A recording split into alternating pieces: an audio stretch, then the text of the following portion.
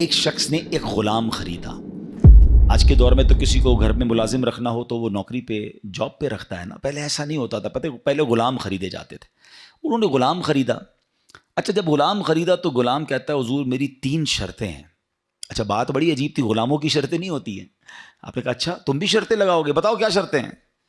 تو کہتا ہے حضور پہلی شرط تو یہ ہے کہ آپ مجھے فرض نماز کے وقت منع نہیں کریں گے، نماز پڑھنے دیں گے۔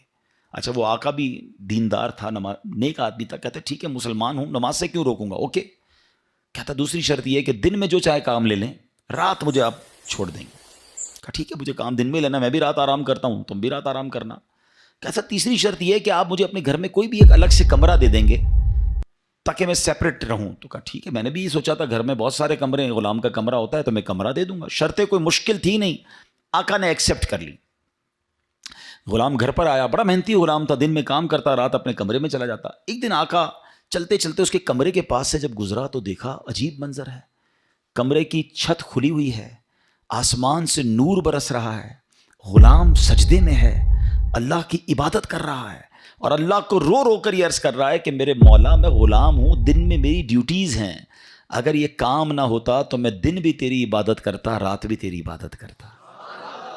آقا بڑا حیران ہوا کہ یہ میرا غلام کیا چیز ہے، ایسی عبادت، ایسا نور اور ایسی گفتگو۔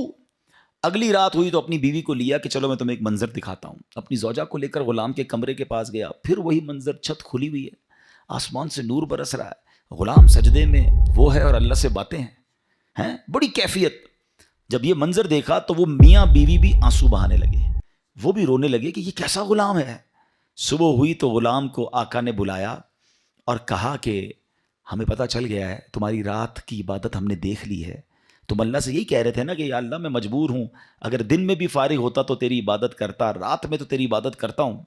تو ہم میاں بیوی نے فیصلہ کیا ہے کہ آج کے بعد تم آزاد ہو، جاؤ دن میں بھی عبادت کرو، رات میں بھی اللہ کی عبادت کرو۔ اچھا، ہماری جگہ کوئی ہوتا تو بڑا خوش ہو جاتا کہ چلو یار انعام مل گیا، غلام کو آزاد ہونا بڑی نعمت تھی۔ مگر وہ غلام دراصل وہ آقا بننے کے قابل تھا، وہی آقا تھا، وہ بڑا کمال کا بندہ تھا۔ وہ پتہ کیا کہتا ہے، جب آقا نے کہا نا مجھے پتہ چل گیا تم رات کیا کرتے ہو اور اس وجہ سے میں تمہیں آزاد کرتا ہوں، تو وہ غلام اللہ کی بارگاہ میں کہتا ہے یا صاحب السر ان السر قد ظہر، اے راز رکھنے والے مولا، اے صاحب راز، راز تو کھل گیا، ولا ارید حیاتی بعد مشتہرا، اے اللہ میں اب راز کھلنے کے بعد زندہ نہیں رہنا چاہتا ہوں۔ اور یہ کہا اور اس کی روح نکل گئی، اس زمین پہ باڈی آتی ہے اور وہ انتقال کر جاتا ہے۔ اس غلام کی عبادت لوگوں کو پتہ چل گئی ہے، اس کا راز کھل گیا۔ وہ کہتا ہے مولا اب جینا نہیں ہے، میں تو عبادت تیرے لیے کرتا تھا نا، میں جانتا تھا مالک تو جانتا تھا، اب تو لوگوں کو پتہ چل گیا۔ اب بتائیں ہمارا کیا حال ہے؟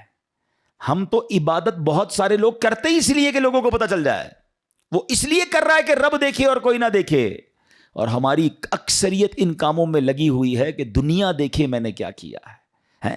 نیکی کر دریا میں ڈال، بچپن میں سنتے تھے، اب نیکی کر سوشل میڈیا پہ ڈال، جو کرنا ہے لوگوں کو بتانا ہے، جو نیکی ہے سب کو بتانا ہے۔ اپنے دل سے پوچھو نا کیوں جی چاہتا ہے کہ میری نیکیاں لوگوں کو پتہ چلیں۔